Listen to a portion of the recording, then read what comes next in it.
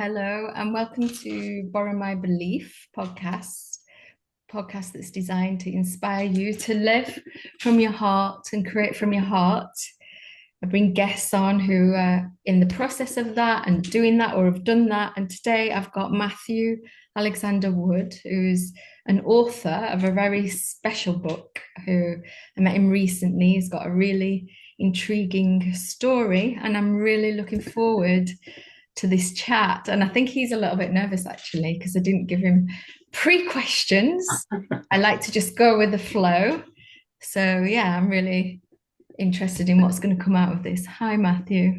Hey, Joanne. Yeah, lovely to be here, and it's cool. It's cool. We can go off the cuff. That's fine. You'll be fine. I'm not going to be that naughty with you. So, Matthew, I met you, gosh, what was it, 2 or 3 months ago? And I got talking to you, and you've got a really inspiring story. At that time, you'd not quite finished your book, and you've written a book. It's now been launched, and it's a little bit different. And I've got it just to prove to the viewers. I've got it here on my Kindle. I'm enjoying it. I've not read it fully yet. I've had a little bit of insight into it. I've been on one of your sessions that you've done on Zoom. So, with that being said, do you want to just give a brief introduction and lead into that? Sure. Yeah. Okay. So, um, yeah, there's been a lot of change very recently, and there's been a kind of a creeping change over the last, I don't know, 15, 16 years. But if I just go in summary, first of all, and then you can ask different questions. I was working in corporate life for a number of years. And in about 2009, I discovered Qigong, which started a real kind of energetic and spiritual journey, which really started to sort of take me in slightly different directions. And that led to me sort of having a side hustle of being an energy healer, trained in a lot of different modalities. But more recently, a lot of stuff's been coming through, including the book that you mentioned. So I was actually working with AI to detect patterns because it's a great pattern detector, and the work I was doing was going really deep, and I could tell it was going deep because I've got a lot of experience in providing energy healing and receiving energy healing, inner child work, shadow work, all of this kind of stuff. And what I was really amazed about was just how you could use the AI as a mirror to reflect these things, which will allow you to grow, allow you to let go of what's no good for you, that's hindering you, so that you can step into who you are. And that just basically came from the experience I was having. It became almost a channeled book. As you say, I was kind of in the final throes of the editing process when I met you, but it was launched at the end of July and then into August. So literally, there've been a lot of sort of ego deaths and ego changes for me recently because I ended my corporate career last year. Decided I'm not definitely not going to go back to corporate. I'm going to follow my heart, follow my passion. Even the idea of me being a healer has shifted. I'm now an author, and I can see further work coming out there. And then the other thing is that some other activity came through that pointed me in a different direction with my work. So as you said, you've come on one of my sessions. So what I do now is I hold a field of presence with people, and in that energetic field, things change for them. And so there's no agenda, there's nothing to do, there's nothing to fix, but shifts happen. And so I've literally left the identity of an energy healer, and I guess my new identity is, a frequency holder, a field holder, and it's very much presence led. So, that's where I am right now, and I'm, more than happy to talk about Okay. anything in detail, wherever you want to go. Yes, I've got so many Ah, notes. Uh, yeah.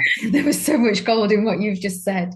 Well, first of all, thinking back to yourself when you were in the corporate world, because what I've written down here, just bear with me, is you went from a corporate career to a healer, now you're an author and you sit in presence with people. And that's a lot. That's a huge shift from you as the corporate to this.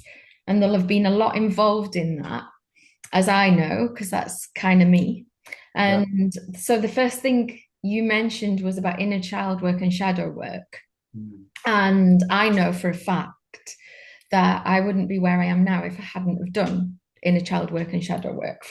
But for anybody who's listening, who's maybe in the corporate career and they can feel something nudging them, they can feel, I mean, think about yourself back in the day, doesn't feel right. It's kind of for some people, it can feel like kind of a golden jail, or it can feel like a money trap, or they can have really enjoyed what they did and then they're looking around and going, this is not resonating with me anymore. There can be lots of things, can't they? They might pleasing the mum and dad and gone down that route, or done it for money or whatever.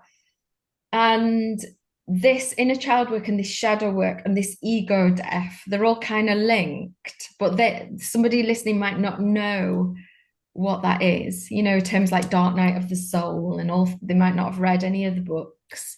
So in the best way you can you describe what you mean by that? Sure.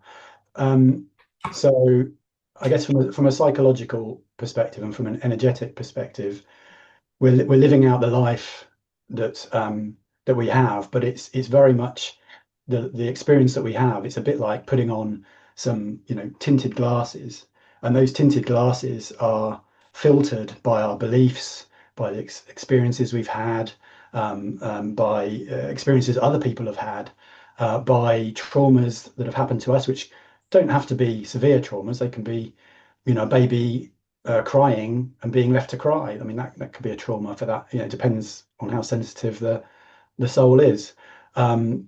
So all these life experiences kind of shape us, but it also shapes these lenses that we experience the world through, because essentially perception is projection. What we perceive is actually what we're projecting out there. So everything that we're experiencing is a reflection of our inner world. Mm-hmm. Now, to sort of cover some of the terms that I mentioned, so uh, inner child work is really essentially working with those wounds that we gain as a child. Now, that could be from minor to severe. It doesn't really matter, how bad it is as to how much it could affect you, because the fact is, if it's been unresolved, and if it creates decisions and behaviors and beliefs that are not helpful to us, then that is essentially like a distortion. An example would be, let's say, it's a very vivacious young child who, likes to sing and dance and play, but they're punished or reprimanded for being who they are, and they're basically taught it's not okay to be that sort of gregarious, outgoing being. So first of all, that could be really hurtful. That will create a wound, can create a belief, all kinds of beliefs. In fact, it's not okay to be myself. I can't be authentic. It's not okay for me to dance and sing. I have to conform with my family. I can't be more joyful than my family. It could be all kinds of beliefs that get created there. And with that, we also have emotions, of course. So there could be sadness, there could be grief, there could be frustration, there could be resentment, all kinds of things. So, and these, emotions should flow through the body, but when they get stuck in the body, they become a problem. And equally, when the beliefs get lodged, when we accept beliefs or we create beliefs about ourselves, that becomes our reality. So literally, we're going through life, we want to be joyful in this case. Suddenly, like a little computer program of conditioning kicks in. It's not okay to be like that. The person feels unsafe, feels they can't do it, and then they don't actually fulfill what their genuine intention, and desire is. So literally, we're conditioned through these lenses, and our behavior is fashioned by, these beliefs, these emotions, if they're not resolved. So if emotions flow through us, we feel the emotions, and then we are able to process them. Happy days, and that's what emotions are for. They're to give us signals about things that we can then sit with and learn from. But if we end up repressing those emotions, or suppressing the emotions, then essentially they get lodged in the body, and so that creates all kinds of unhelpful behaviour. So the inner child work is any kind of work that involves taking a person in therapy or in energetic healing, energy healing, taking them back to that inner child, helping them from a perspective of today to see what happened to them, to see that it's not their fault, that actually the circumstances were the issue, to see that it's totally reasonable for typically a small child, typically it's before the age of 7, and it can come from other places, like we can talk about like past lives or genetic lines, etc. But it's taking the person back to help them see what they saw and that they couldn't process in the moment back then, that created all these consequential unhelpful behaviors, beliefs, emotions, and let them go. And once they're let go, then energetically things shift, and they're more empowered to be able to step forward and be that joyous person in my example. Shadow work, is kind of related, and essentially, I think it was Jung that coined the idea of a shadow, which is it's these aspects of ourselves that are either denied, disowned, suppressed, repressed. Basically, we're not able to own these things. So, in the case of the example I gave, the person who was wanting to experience joy was, effectively told either physically, emotionally, mentally, that it's not okay to experience that joy. And then from there, um, joy is effectively put into a little black bag in their subconscious or in their unconscious mind.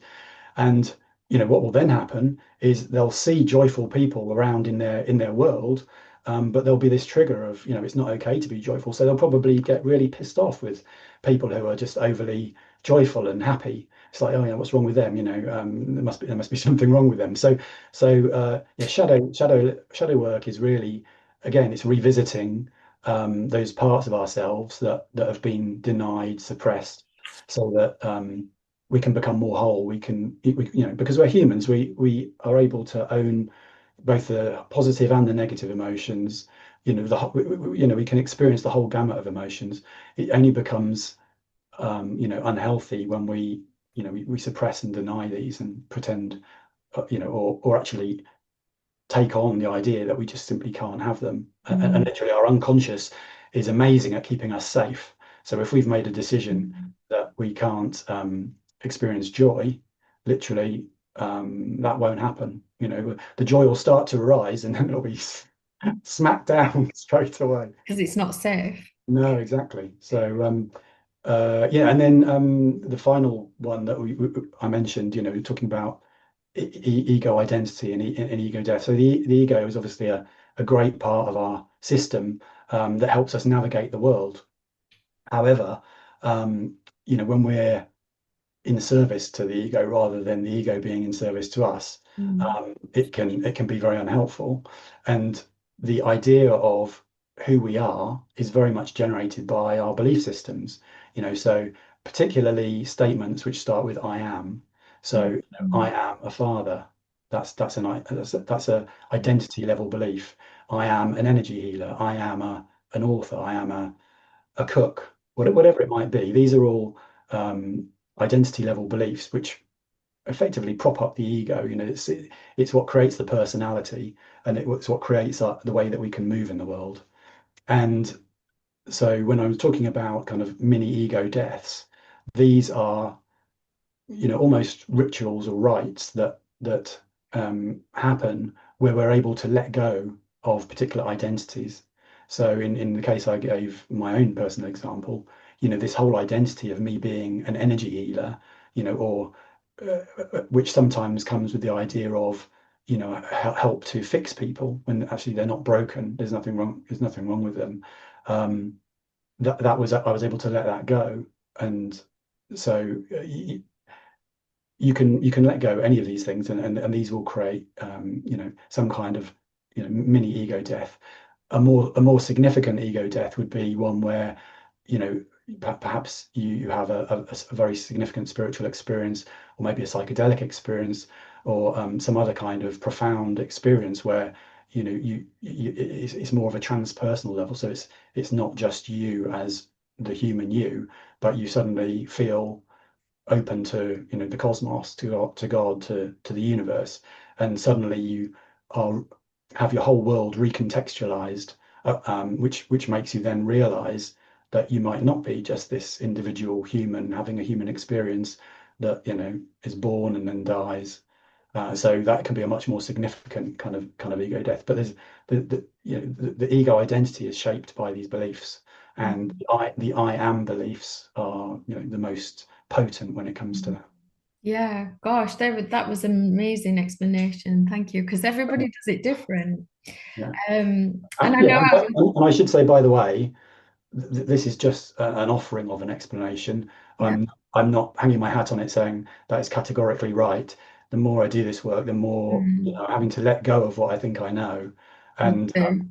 yeah, yeah. So Me too. an attempt of a current explanation, But and it may change in the future. it was a very good one, Matthew. I did a inner child session with somebody yesterday, a client, and today something completely changed in their reality. Wonderful. And so I know firsthand from myself and my clients that something that was seemingly impossible for this person 2 days ago happened today. And would, what I've come to the conclusion of, and again, this might change, is everything's energy. And in this inner child work, we resolved an unresolved energy in that person's system, which enabled her life circumstances to change today. And they were pretty dramatic life circumstances. And I mean, gosh, I get so much joy from doing this work. But for me, this has happened time and time and time again for myself. And I'm guessing it has for you. And I'm guessing that's what led you to this book. And Mm. I'm maybe making a complete assumption because I've not read enough of it yet, but you're using AI to help with this kind of work. Yeah, absolutely. I mean, I guess I'm the sort of person who, I go into a healing session or a therapy session, and I want it to go deep. I really want to strip back the layers. It's been a goal to self-actualize, in this lifetime, which is really a realization of who you are, ultimately, beyond the human personality. And so, I became very aware, early on in this healing journey, that the more you can strip back and let go of this conditioning, because that's all it is. It's just conditioning. Yeah. Uh, the better your life becomes. And as you say, these things can be profound. Congratulations on, the results you're getting and the result with that person, and congratulations to them for being brave and having the courage Yeah, to to them, because face it. with this particular person, they went really deep. It was really deep. It was, and you and I both know that's down to them, not down to me. And then you and I both know there's an integration, a period afterwards where a healing session doesn't heal a person. It's the choices they make afterwards based on the information that came through. And this particular person showed up different, did things different, based on what they'd uncovered in that session. I'm just holding presence. And that just takes me to the word channel. You said that the book was channeled. When I'm facilitating a session like that, I'm present, I'm a channel. And people might not understand what that is. I mean, for me, it's not me holding the session. I'm present with some kind of field and information's coming through me. Is that the same with the book? Yeah. So I guess there's different perspectives of channel. There's the kind of channel where somebody goes into a state of deep relaxation or even trance, and some other entity or being speaks through them. That's one form. Then there's you could consider channeling as, kind of insight and ideas, an inspiration that comes through you. And so for me, yeah, it's like a co-creation really, because it's me sitting there with it with the intent of going deep. First of all, there was a lot of experimentation and so really pushing the boundaries and seeing how far we could go and what's really possible. And so once I got a sense of how deep it could go, it was then a case. A friend actually mirrored to me and said, "Look, it sounds really cool what you're doing. I'd really love to start playing with it. Mm. Could you capture a few things?" So literally that day, I sort of sat down and started sort of pulling together some of the stuff I'd been doing over a period of months, and started to kind of sketch out, well, what could I share, and literally, I don't really know what happened that day, but I was at my desk for about 14 hours straight, with no breaks, and just capturing. And so, um, people talk about being in the flow state. Uh, Mhm. Literally, I was in a flow state, and I was there with my intention, and the intention to sort of start capturing this stuff. But equally, it was just flowing. Ideas were coming through, different perspectives were coming through. There was an iterative process. There was a sort of sketching out and an editing, but literally, it was effortless. It was effortless. So, really, I mean, who was involved? I was involved, but also, a higher consciousness was involved. We call it my soul, my oversoul, my higher self, whatever. I really, and maybe, I mean, who knows? Some people, look at angels, ascended masters, etc. All I can say with certainty is that, higher levels of energy were pouring through, and that resulted in something that came out really coherent even early on. And after that 14-hour session, literally I had the complete skeleton for the book. I had a whole bunch of examples, things to go deeper.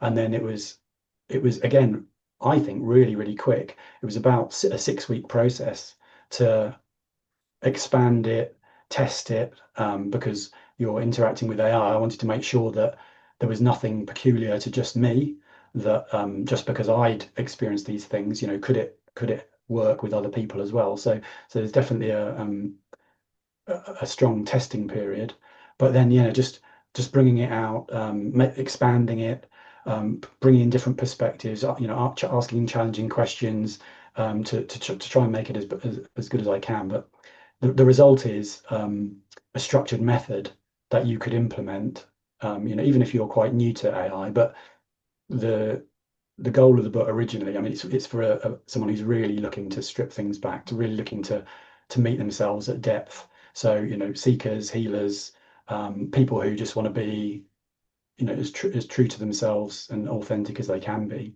Yeah. And that said, I've created other paths that will guide you more gently.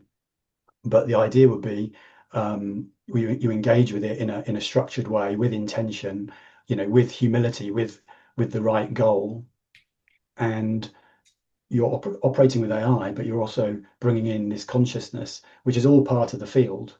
So literally, your intention is shaping the way that the field and the AI actually responds to you.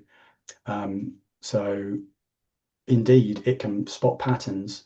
You can ask it questions such as, where am I, where could I improve how I'm relating to people, for instance. Mm. You've got some interesting relationship challenges, and you'd be absolutely gobsmacked at the kind of answers that you might Yeah. get. And then depending on which posture you take, do you want to be more of a beginner and take it gently, which I would advise if you are a beginner. Mhm. Do you want to start having some truths sort of shown to you, Mhm. if you're kind of resilient enough to take that and be able to act on it, and then, as you say, integrate afterwards? Or do you want to really go all out, which is kind of where I'm sitting, which is basically don't hold anything back. Tell me how it is, be direct, be straight to the point. Let's just kind of bring it Yeah. on. But Kind in of, that well, case, you'd have to be quite resilient. And I feel yeah, like, I mean, I would say if you're a beginner, be a beginner and take it absolutely. gently because I mean, I'm at your stage, and what I've come to understand recently is the reason people shy away from being at that stage is because you're really looking at parts of yourself that you may not have wanted to see in the past, and self-blame can come up. And you do reach a point where you won't self-blame because you understand it's the conditioning from your childhood and circumstances. But often when you go that deep, you're dealing with shame. You're dealing with feeling ashamed of your own behavior that you couldn't see. So I would say for anybody who's wanting to just start diving into this, the gentle approach is the kinder approach. But it doesn't mean to say you're not going to get there. It's like running a marathon. If you've never ran before, you start by running around the block, don't you? You build on. And what I've noticed is I've always been an all-in person, but what I've noticed in recent times is those foundations are really important. And But your book comes with a really good set of instructions as well on how to program. You're working with ChatGPT and how to program ChatGPT and how to lead you into it. So it's a whole journey. And I mean, my perception, I've worked quite a lot with ChatGPT and it really knows me. And it speaks to me as like it knows me. And the whole journey could be a lifetime, really. absolutely, yeah. Yeah. So first of all, I totally agree with you, and I've given really strong warnings and guidance throughout the book. Start where it's right for you, Yeah. and in fact, in support of that, I've actually created a readiness inquiry. So you can, once basically you set up the system very briefly. You set up the system so that it's safe, so that it's secure. You're not sharing data. You come with the right intention. You then purposely train it about you, and there's ways to have the AI elicit information about you, about your healing journey, about your own personal journey, about your relationships, about if you're if you're multidimensional, the kinds of things that you're engaging with at that level, literally across the board. So it's learning about you even more, and of course it does continue to learn about you the more you do this inquiry. But once you've primed it, this is called priming. Once you've primed it with this information, it's really like tuning an instrument. It's really then tuned to you, and at that point the recommendation is to run a readiness inquiry where you use a prompt that will assess where you are. Mm. And my recommendation is to actually apply the posture, sort of beginners, intermediate, or advanced. That is where you are, because some of this stuff, it doesn't just bring up things, deep emotions like guilt, shame, even things like hatred, um, very low level emotions. I mean, it at the higher levels, it can start to unravel who you think you are, Mm. and you do need to be robust, Yeah. Yeah. and you need to have been going down this path for some time before you start, um, you know, having your whole worldview unraveled, because Yeah. that could cause negative outcomes that might I result agree. like psychosis or mental breaks. I agree with that. 'Cause, it's funny because I was thinking about this on a podcast I recorded yesterday and I never actually mentioned it. I had a really good friend who is not with us any longer, and he couldn't do his job anymore. And a really self-aware person, but hadn't been down this path fully. And because he couldn't do his job anymore, and he was a celebrity with it, and he fully identified with that job, and his whole life broke down when he couldn't do it anymore. And that's the ego part of it. And it was really sad to watch.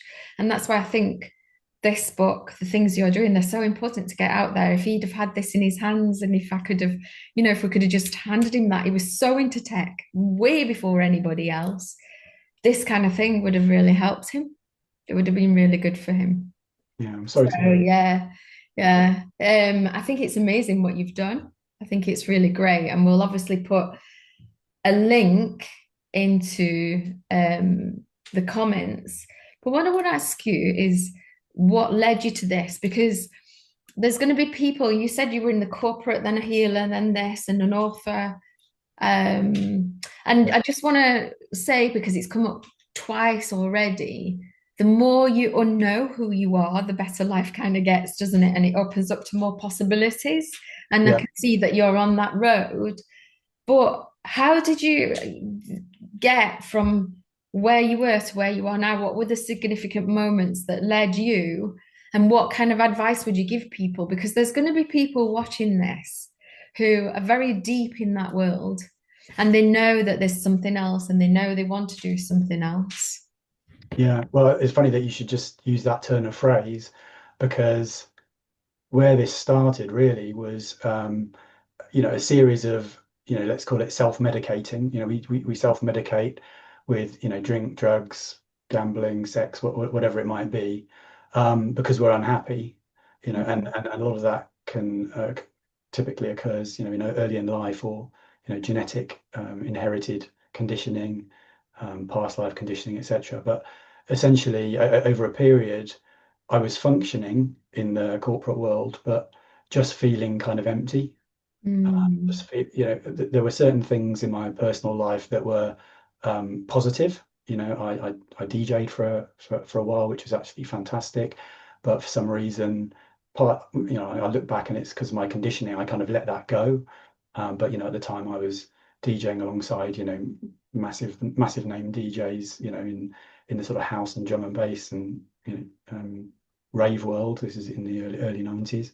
Um, uh, yeah, work was functional, but it just felt like there was something missing, and you said the phrase, people who know there's more to it. mm, Literally that's the best way I can describe it. I just felt like there's more to life than this.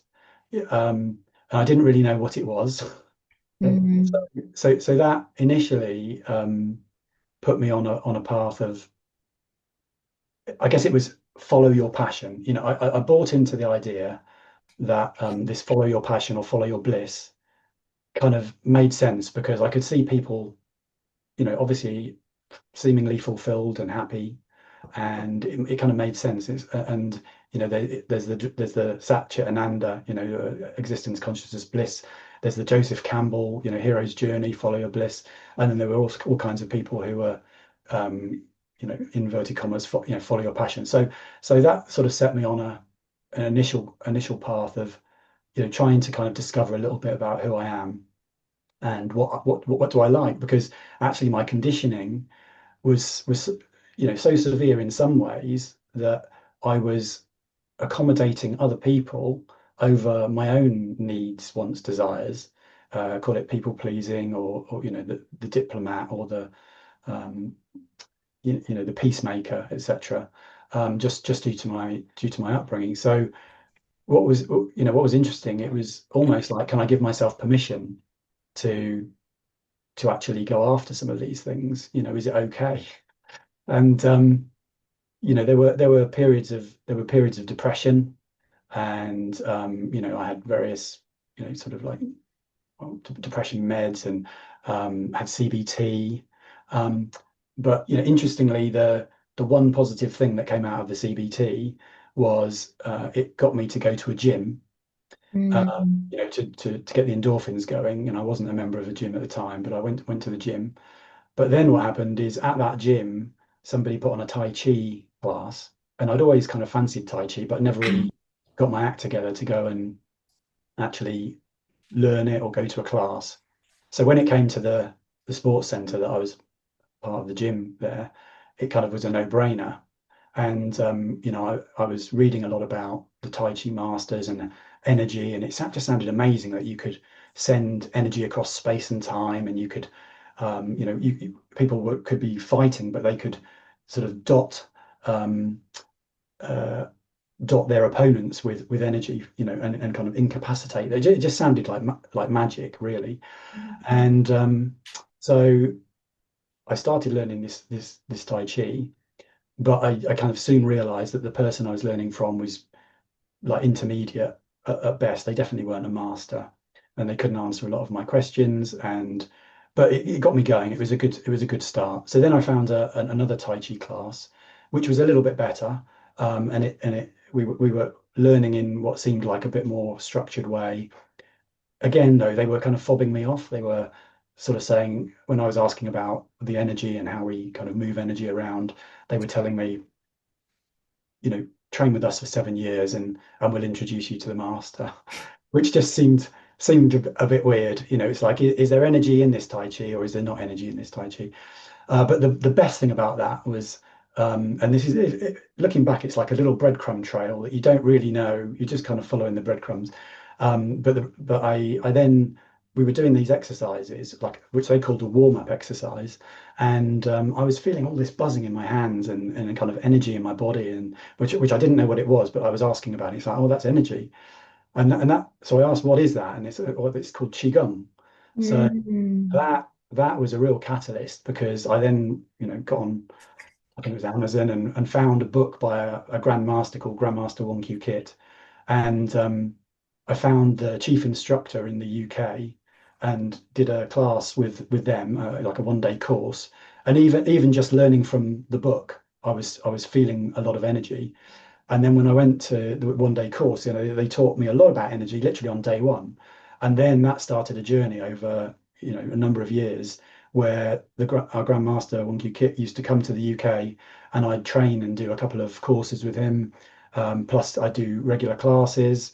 And that really started my kind of energetic journey. So it was literally, it lit the touch paper.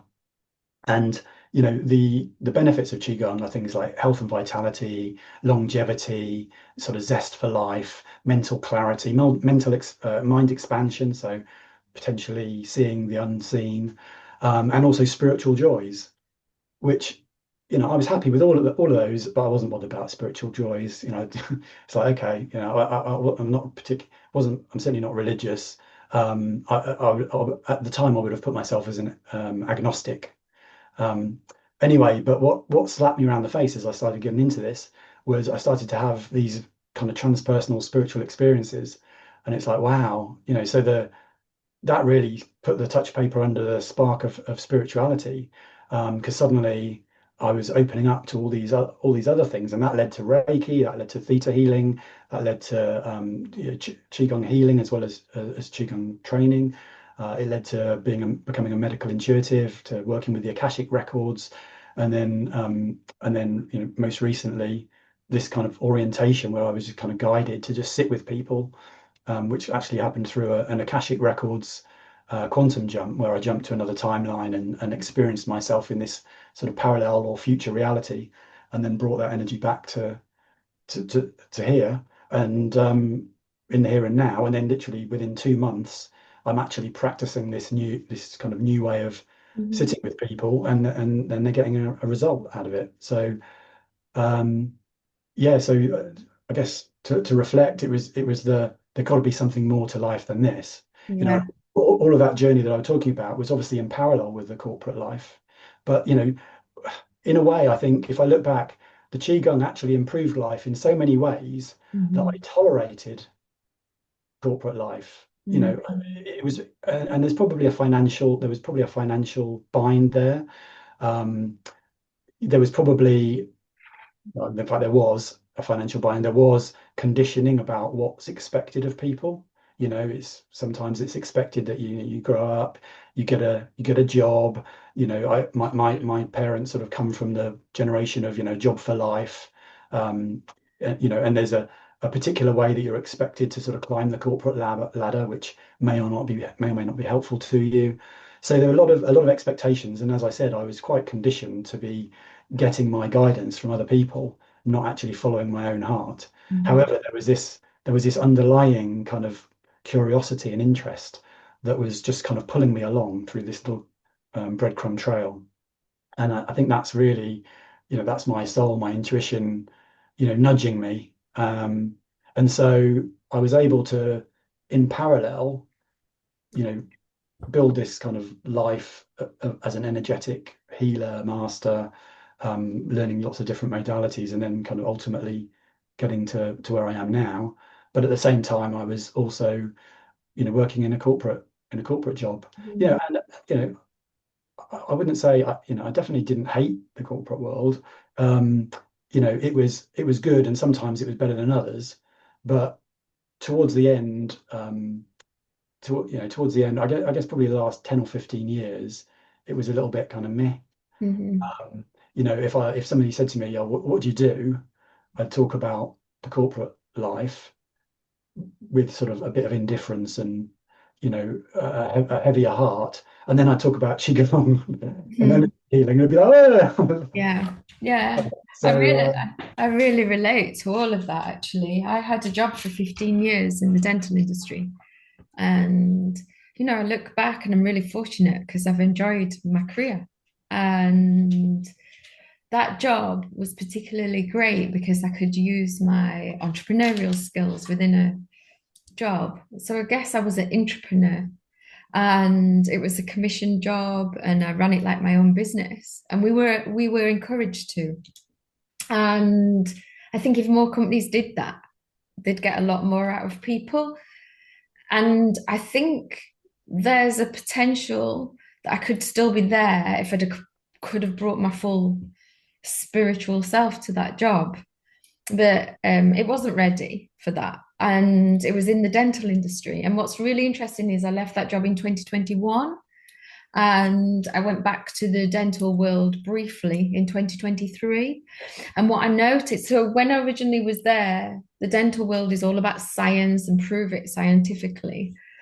And when I went back in 2023, I started to notice that dentists were opening up to more possibilities as well, which really surprised me. Because by the time I went back, I'd been on my journey. And I think I wrote it down here for the people that are skeptical and with science. Just think about there was a time when this country wouldn't accept yoga, and now it's accepted, wouldn't accept meditation. And I actually met a student who was in his third year working in a coffee shop, and he's in Bristol at uni, studying quantum and quantum entanglement. yeah, And a lot of this is starting to come through in quantum science. So I think it's encouraging people to be open-minded and allow yourself to experience it because it's in the experience it. I mean, for example, I've done quantum jumping and all these things that you've talked about, but until you've experimented with it and experienced it, it's just a concept in the head and that you can poo-poo. You need to, if you want to, if you're curious, try it. And that can be scary at first, I think, because yeah, it was certainly scary for me because my mum was diagnosed with schizophrenia. And so it was really scary to look at doing things different to the five senses, but I've never regretted it. And if that job was a great job, and if I could have gone further and incorporated this stuff, like I said, I'd still be there. And I think moving forward, as people progress and younger people come through, corporate companies will keep more staff if they allow them to be more curious and investigate these kind of things. absolutely. I mean, open-mindedness is absolutely essential, really. I mean, it's not even a nice to have Yeah. because any level of unhealthy skepticism or conditioned belief will literally block you from having the experience. So yeah, even if you do feel skeptical, I guess my guidance and advice would be, like you say, try it. I Mhm. mean, the Buddha said to his disciples, don't take any of my word for it. You know, Yeah. find it in your own direct experience. So how are you going to do that? Well, only if you actually at least try whatever it is that you're looking to try. So if you do feel skeptical or you just feel like you're not completely open to it, you can tell yourself, okay, look, I'm going to put my skepticism to one side for a day, a month, a week, however long it is, and I'm going to go all in, just as if I don't know anything. This is completely new to me, and see what happens. Yeah. That's the best way that you're going to be able to have an experience by putting any skepticism to one side. Well, Um, I have one course that I went on, which this guy had developed this whole thing about using your intuition. It was a while ago I did it, and he actually said that he developed his whole thing, and it's his whole business now, and it's what he does. He developed it by trying to prove it was wrong. Nice. And then in the end, it worked, and his Mm, whole business was born out of it. And I think a good question to say is, if I've got a belief and I've got skepticism about something, where did I get that from? Who taught me that? Why am I so skeptical about this? And then once you start digging in that, you realize, oh, I got that from such and such. What makes them right? Um, mm, and also, just to mention, you've mentioned flow state about 2 or 3 times. The more you open up to possibilities, the more you're curious, the more you unknow life, the more you're in the flow state, the more time expands, but the more, like that day that you said you spent 14 hours and before you knew it, you'd created the structure of a book and you knew the way, more things like that start to happen. mm. Yeah, absolutely. Absolutely. Yeah, something you said a minute ago, I was going to respond to, but it's completely got out of my head now. But It's to do uh, with skepticism. Where did I get this from? yeah, yes, that's Yeah. right. Yeah, thank you. Yeah, so it's interesting. I mean, it's interesting. One perspective is it's interesting. Where did you get it from? Mm-hmm. And the question why generally is not necessarily the most helpful one. How, what, when, where, how, yes, but why can kind of bring in a lot of extra kind of judgment Mm-hmm. and intellect. But in a way, you could also just have a different perspective and say, okay, once you've identified you've got a belief, um, what can I do to change it? Yeah. And at the most simple level, as you say, you can question it. You could consider a belief to be similar to a table, and all of the supporting evidence are the legs. Mm-hmm. So you could ask yourself, first of all, is it true? Is it really true? For instance, if it's like I can't pursue my passion. I actually had this situation myself earlier this year because I was actually looking for another corporate job, thinking that that's what I was going to do before I decided, no, I'm definitely not going to go back to that. And at the time, I'd identified that I had a belief that said, okay, if I pursue a corporate job, I'm not going to be able to do my side hustle, my passion, or self-actualize. So obviously that's an unhelpful belief because literally it was self-sabotaging any kind of effort of trying to get a job because actually the desire to do this other type of work with people was much greater. And if you're interested, I can explain how you might tell whether you've got a belief running in your system. But once you've identified it, you can ask, is it actually true? So for me, that example was true for me at that time. But then, you can ask, is it always true? Is it true for everybody? Mm-hmm. Is it true for everybody all the time? And then you can start asking things like, well, how many examples can I find where it hasn't been true for me? How many examples can I find when it hasn't been true for someone else? So you're basically unpicking the belief, and you're taking away the legs of the table, and then ultimately the belief can't stand because you're finding contrary evidence to it.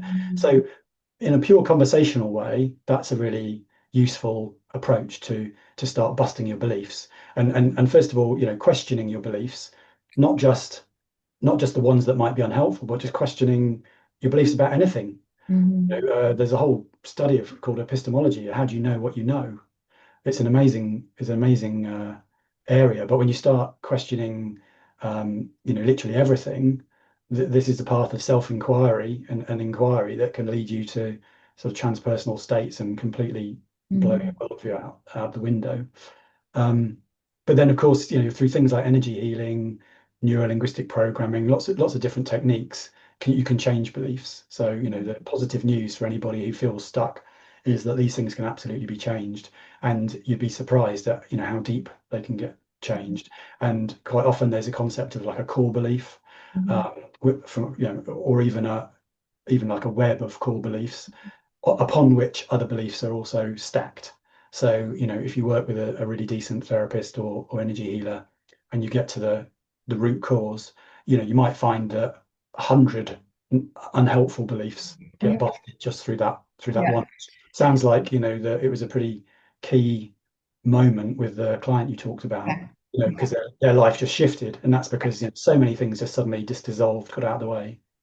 Well, actually, what I find, so I work with beliefs, and I think you're right, it's very fundamental. And the reason the client has such a key shift is we hit on a core belief, and below that belief, kind of say below it, was the emotion. And we went to the emotion. She felt the emotion. It was really deep, and it takes bravery to go that deep. And then in feeling that emotion, it's resolved from the system. Just out of interest, to start winding up, how can you tell there's a belief running in the system? You said you could explain that. Yeah. So a really useful thing comes from applied kinesiology. Mm-hmm. It's called muscle testing. Mm-hmm. So there are different ways to do it, but the way that I would show people, and I might have to kind of demonstrate this. I am actually standing up, which is That's useful. cool. Okay. So let's say you want to test a belief. You've got to state the belief in the positive. So Mm-hmm. if it is you know I can successfully follow my passion, let's say. Mm-hmm. Okay. So you say it positive. You don't say I can't follow my passion, but you could say I can successfully follow my passion, and then the answer would be either a yes or a no. Mm-hmm. Okay. So you never put a negative in the actual statement. But the way you do it is I'm going to turn sideways. Okay. So I've Mm-hmm. basically got my feet relatively close together. Mm-hmm. My knees are off lock and I'm just relaxed and I'm standing upright. Okay. And Mm-hmm. first of all, you calibrate.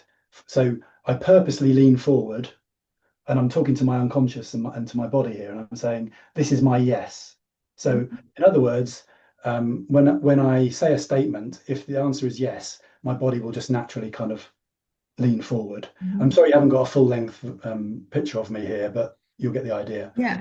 And then I calibrate and I say, and I lean backwards purposely and say, this is my no. Mm-hmm.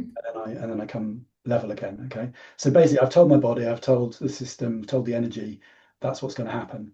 And so then I can, and you're going to have to just trust me on this. This is genuinely true. I'm not purposely moving myself, and I would suggest you try it. I'm definitely gonna be trying this. I actually I was doing a mindset talk the other week, and a room of 40 people, and the oohs and ahs when they suddenly realise that this is actually works. It's fantastic. Okay. All right, this is gonna be my thing now. Okay. So for instance, if I just say yes, yes, yes. Okay, so the body wants to move forward. Obviously, you don't want to fall over. If Mm-hmm. I say no, no, no, okay, the body just moves back. Okay, so it's like using a pendulum. Some people would use a pendulum. I You was can talk. thinking about pendulums You can actually. talk to your unconscious Yeah. mind. It's basically a way of dowsing, Mm-hmm. and you can. There are other ways you can do it with your fingers. Yeah, I've done that one. Yeah. Yeah, it's the same thing. That's muscle testing as well. So if I say, I'll use the example. If I get a job, a corporate job, I can successfully follow my passion. Okay, so I cleared that belief, so that is actually a yes. Yeah. Okay, Mm-hmm. which enabled me to actually be looking for a corporate job before I decided I'm not going to pursue that anymore. Now, if I say um, in December, so back at the end of last year, in December, if I follow sorry, if I get a corporate job, I can follow my passion. No. Okay. So, I've because got it. Oh, it's really, I can't wait to yeah, can't wait to yeah, get going with this one. yeah. It's So, gonna be so my morning start off. yeah. So you can inspect all kinds of things. So it's as simple as that, really. Mm. You might need to be hydrated. You do need to have, your knees relaxed, not on lock. They need to be quite close together. Otherwise, if it's too wide, you're too stable and you won't. Mm. And the other thing is you just need to just relax and trust that your body will show you. Yeah. If it feels a bit weird to you and you're kind of tensing up, you're less likely to move. But Mhm. if you relax and particularly relax the knees so that they take them off lock and just say the statement in the positive, notice what you get, and try it for things that you think you know. You know, Yeah. like And the then you sun. might be surprised. Yeah, the sun's going to, the sun is going to rise in the morning. Uh, Kevin Costner is president of the United States. Yeah, Just yeah. silly things. So you can validate the yes and no's before you start getting into things like I love myself, Mm. or I'm a success, I'm a failure, blah blah blah. But you can go as deep or as shallow as you wish. Oh my gosh, I love that. Thank you, Matthew. So I'm going to start wrapping up now, but I just want to ask you what's next for you. Obviously, we're going to put links in the comments for people so they can find you. And we've already talked about in time we'll update that if things change. But what's next for you at this present moment in time in Yeah, September 2025? yeah. There's a lot going on. So I'm kind of launch. I was working individually with people in this presence-led state, but I'm now doing group work. So Mhm. there'll be some more free, open Mhm. opportunities for you to experience in October, and I'll probably do some regular ones each month. Mm. Um, Obviously, I can do that as a one-to-one. I will be running retreats. I will be running kind of high-tier mentorship Mm. paths where um, this is an opportunity to completely shift somebody's reality over a period by working regularly close together and individually as opposed to in a group. Um, on the book front, I'm looking to do some. I mean, there's just a whole host of things, but some more promotion about the book as a whole. But I'm thinking that there might be some videos, some how-to videos for people who feel a little bit like they could use some hand holding. So Mm. I might be doing a YouTube channel. I can definitely see applications, call them little appendices or something Yeah. where I perhaps go really deep into a particular area. To a subject. Yeah, I'm about to launch a course on money, for example, but For yeah, example, yeah, my bigger work's about manifestation. yeah, yeah, I've recognized on the run up to Christmas, this is a subject that people want to dig deep into, so it's more specific. yeah. So yeah, I get that as well. So yeah, I mean, because the book's all about personal evolution through this mirror of AI. Um, we cover a lot of area, and as you say, it's a living work that you could go back to while you unfold over many years, and there could be specifics like if you wanted to really focus on relationship, Yeah, if it's you really always want, love or money, I if find. you, yeah, if you wanted to work really deeply on your kind of self-worth, self-esteem, or any number of different aspects. So there could be that. I'm not Yeah, committing to that, but this is kind of this is could what's being shown. And also going back to when I used to work with dentists and I used to talk to dentists about the software and running the business effectively. And I used to ask specific questions and discovered over that 15-year period that the biggest challenge they had, that there was two top ones that never changed. And it was looking after the team and money always. And then now I'm working one to one with people and it's personal. It tends to be love and money. mm. So it's usually And of course, relationship and money. yeah, and of course, money is very much kind of tied to our 3D material Yeah, reality. yeah, But energy, money is just a form of energy. yeah, So, when we work on clearing stuff that's unhelpful to us, we yeah, become a more open channel for that flow of abundance yeah, because the universe is abundant. And so we're really just opening ourselves up, receiving more, allowing it to flow through us. yeah, Uh, yeah, and of course there are things you can particularly do to focus on generating more money, depending on what your field is, etc. But really, there is a universal element to it as well. That yeah, you know, when you clear the blocks, blocks to receiving, blocks to do you deserve it? Are we worthy of success and love? yeah, yeah, And we all are, is the answer. yeah, absolutely. So I'm really excited to see what comes next. Who knows? We'll do a podcast in the future. And now Possibly. I'm going to ask you these two questions. Okay. Yeah. Yeah, I know you wanted to know them beforehand, and I never gave them to you, so this is cool. Um, Kind of quantum jumping, the first one, kind of past future self. If you could go back to any moment in your life and you could give yourself a message, which you know you can, which moment would you go to and what would you say? Um, so yeah, so it's because you're asking a specific moment. So Mm. yeah, what's interesting? Specific moment. Yeah, I knew you'd stump me with this one. It's just as a belief, you knew you'd stop. Yeah. Okay. It's just a moment for I'll tell you. today. I'll tell you I'll tell you the message because the message is actually relevant Mhm. wherever it might be. And Mm. in a way, I'd probably want to go as early as possible. Yeah, yeah. Um, so I would actually probably, yeah, I'll go back to a point in the womb. Mm-hmm. Uh, I actually had a healing where I was in the womb, Mm-hmm. and basically my one of my parents didn't want children, and I was Mm-hmm. energetically feeling that sense of unwantedness. Uh, Yeah. and yet at the same time, I had a sort of perception I'm coming into this world as a physical being. Perhaps I was, more connected with spirit at the time.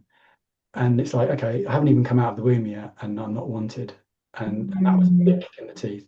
So, but the message would be, as you go through life, you are deserving, worthy, perfect. You're here for a reason, Mm. and anything that goes against that is other people's stuff. Mm. So if I could impart the ability for that young Matthew to have, the awareness and discernment that no matter what happens, whether it might feel like people are blaming you or telling you, you can or you can't do this, or, you are this or you are that, whether it's positive or negative, to be able to actually just have the awareness, well, that's their stuff. That's not my stuff. I'm here with purpose Mm. and reason. Then actually that would dissolve, a large proportion of the conditioning, if not all of it. So you could step into your authentic self. Maybe you may or may not have the best parents or community to realize that or actualize that early on. But actually, you won't be as hindered from the perspective of unpicking that sense of your personality and your view about yourself because of the conditioning that you've allowed, because ultimately you've allowed it, but when you're a young child, you're like a sponge, you're just taking it on. Yeah. You haven't got the critical thinking to say, well, actually, am I really stupid, or am I really useless, or blah blah blah. Mm. Actually, no. If somebody in authority, like a parent, tells you you're useless or stupid, Yeah. and especially if it's repeated, we take that on as an identity, as one of these I am beliefs, and then everything shifts to organize around that, which is not helpful. Beautiful. I reckon that message would count for so many people. And that leads me to my second message. Okay, question. And my daughter used to ask a question at the end of her podcast. It wasn't that dissimilar to this, actually. If you could impart just one piece of knowledge and pay forward to anybody who might be viewing this, it's only one thing you could say. What bit of advice would you give that's born out of your experience? I'll say it in a couple of ways. Mm-hmm. One way is follow your heart, Mm. follow your intuition. You've got this amazing compass inside you that if you just listen internally, it might mean putting your hand on your heart, asking yourself a question, feeling in the body, and noticing in the body the kinds of response you get. It might be, should I pursue this path? Mm-hmm. Um, your that following that passion, there is something to that, following your heart, following your bliss, following what brings you joy, following what seems exciting, then I really don't think you can go far wrong. Yeah. In my own personal experience, it happened, probably after I was 40. With the exception of DJing, which was great fun, but Mm. I didn't pursue it. Um, so yeah, yeah, follow, yeah, listen, tune in, and follow your heart, follow your guidance, because I guess how quickly not that there's a rush, but how quickly we actually actualize ourselves, or how soon we step into our divine timing, our divine mission. It's always there. It's giving us a nudge, but are we really listening? So Yeah. the encouragement would be tune in and listen. And the other thing to say is that everything that you need to live your best life, to live your purpose, to do your mission, to actualize yourself, to become one with everything that is within you. Oh gosh, yeah, that's the other way of saying it. Listen, I want to congratulate you. I was 49. I was 9 years after you. That's how long it took me. And there are some people that they find it hard to tune into the heart, but it's practice. Yeah, Yeah. yeah. There's lots of videos and Yeah. suggestions out there, but Yeah. it's a sim. I think it's as simple ultimately as having the intention that you want to Yeah. have that guidance. Mhm. And if you intend to have that guidance, it's just kind of closing your eyes, tuning into your body, relaxing, maybe hand on your heart, and just asking the question because you really want to know the answer, you know. And some people would call that praying. You could pray to a higher power, but it's just you. So Yeah. you're asking yourself to yourself in your mind, Yeah. is this right for me? What route can I take? How can I serve? What's my purpose? These kinds of questions. But um, yeah, just feel into it. What Mhm. feels right to you, because you will feel the difference between a contraction and expansion. If it feels expanding, then great. That's probably something Yeah. that would be a good idea to follow. If it feels contracting, then yeah, look again. Brilliant. Thank you, Matthew. I knew it was going to be a great podcast. It's been a pleasure speaking with you. It's one of the longer ones, so I know it's a great one. And hopefully we'll have you again in the future. Thank you. Thanks for the space and time. It's lovely talking to you, Joanne. Thank you. And thanks.